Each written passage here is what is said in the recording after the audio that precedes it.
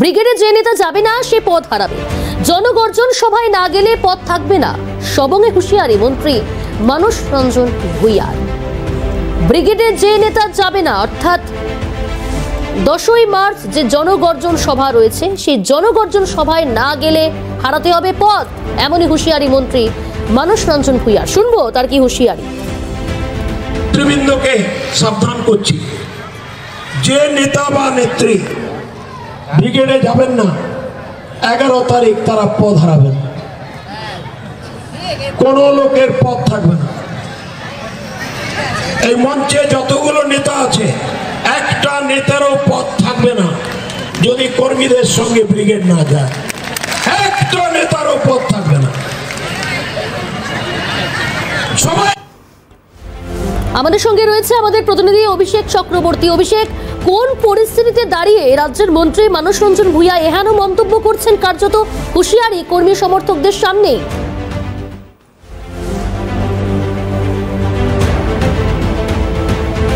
একদমই দেখো, বেশ কিছুদিন ধরে কিন্তু জেলার বিভিন্ন জায়গায় প্রস্তুতি সভা হচ্ছে। এই গণযোজন যে সভা ব্রিগেড চলো সেই তারই ডাকে কিন্তু বিভিন্ন জায়গায় সভা হচ্ছে। সেরকমই কিন্তু গতকাল সবঙ্গে একটি সভার আয়োজন করা হয়েছিল এবং সেই সভায় বক্তব্য রাখতে গিয়ে রাজ্যের মন্ত্রী মানস রঞ্জন ভূঁইয়া তাকে কিন্তু বলতে শোনা গিয়েছে সমস্ত কর্মীরা যেমন যাবে, সমস্ত নেতাকে, যতগুলো নেতা আছে মঞ্চে যারা আছে এবং যত নেতৃত্ব আছে সবাইকে কিন্তু এই ব্রিগেড চলোতে যেতে হবে। যদি কেউ না যায় তার কিন্তু তার পরের দিন থেকে পথ থাকবে না, এমনই কিন্তু হুঁশিয়ারি দিয়েছেন গতকালের সভামঞ্চ থেকে। একেবারে অভিষেক, সেই জায়গা থেকেই জানার চেষ্টা করো পরবর্তী সময় তার কোনো প্রতিক্রিয়া পেয়েছে, অর্থাৎ মানস রঞ্জন ভূঁইয়া তার কোনো পরবর্তী পদক্ষেপ, যে কোন পরিস্থিতিতে তিনি এরকম মন্তব্য করলেন?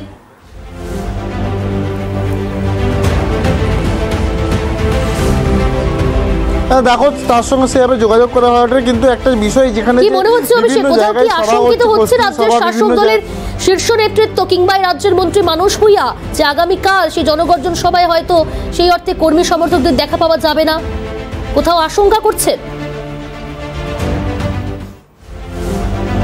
তুমি দেখো, একটা আশঙ্কা তো থাকছেই, নাহলে তার এহেন মন্তব্য কেন? কারণ কালকে যে জনগর্জন সভা হচ্ছে সেখানে কিন্তু প্রত্যেকটা দলের নেতৃত্ব এবং প্রত্যেকটা ব্লক সভাপতি, অঞ্চল সভাপতি, বুথ সভাপতি প্রত্যেককেই বলা হয়েছে। তার উপরেও কেন এরকম কড়া হুঁশিয়ারি বার্তা দিতে হচ্ছে, সেটাই কি সবথেকে একটা বড় প্রশ্ন চিহ্ন। কেন তাকে রাজ্যের মন্ত্রী একটি জনসমাবেশে দাঁড়িয়ে এইভাবে কড়া বার্তা দিচ্ছেন সমস্ত নেতৃত্বের সামনে দাঁড়িয়ে, এটাই সবথেকে বড় প্রশ্ন। ধন্যবাদ অভিষেক। কথা বলছিলাম প্রতিনিধি অভিষেক চক্রবর্তীর সঙ্গে।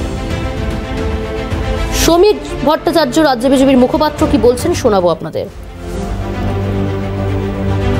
এতটা বীর ছিলেন না, তৃণমূলে থেকে ছোঁয়া লেগেছে, ছোঁয়াচে রোগ, এর বীর রসের প্রাধান্য বেড়েছে, এরকম সাধারণত বলতেন না।